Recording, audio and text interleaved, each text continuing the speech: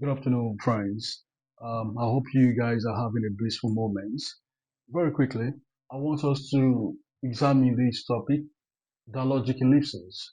Well, I think it's coming from this understanding of the word ellipsis.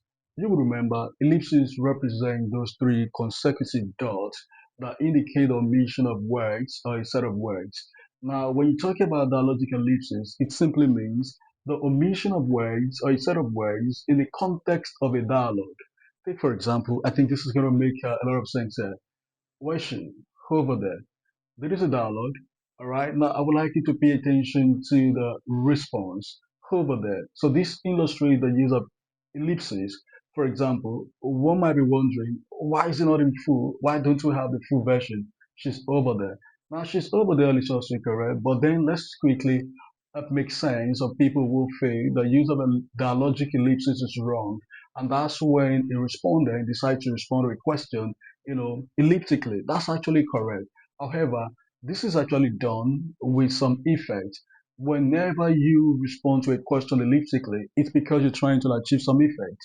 Now, very briefly, I like to examine three major effects we try to achieve with this. Now, for the first one, to create suspense. All right. So it happens that when we try to respond to a question elliptically, maybe we try to sound suspenseful. Take, for example, where's she? Over there. All right.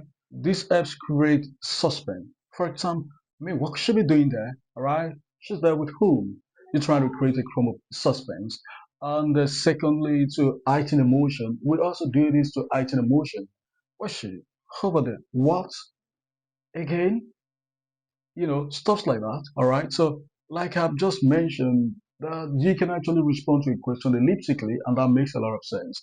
All right. Lastly, we also respond to a question elliptically when we're trying to advance a discussion very quickly. Take, for example, which do you think will be faster to respond this way or this other way, to say over there or she's over there? Definitely, if you find conversationalists responding elliptically, it simply means they're going to get over the conversation faster. All right, and this is an illustration of dialogic ellipses. Now, let's quickly talk about the highlights of this discussion. The highlight is very simple. There's something we call dialogic ellipses, and what is it all about? It's all about the omission of words in the context of a dialogue, and it's actually fine and it's correct. All right, unlike what some people have taught, that why do we have to respond to a question elliptically? I mean, we've just been able to achieve that in this class, that it is actually correct to respond to a question elliptically. However, we do this to emphasize some effect. Again, do not forget these are the three effects.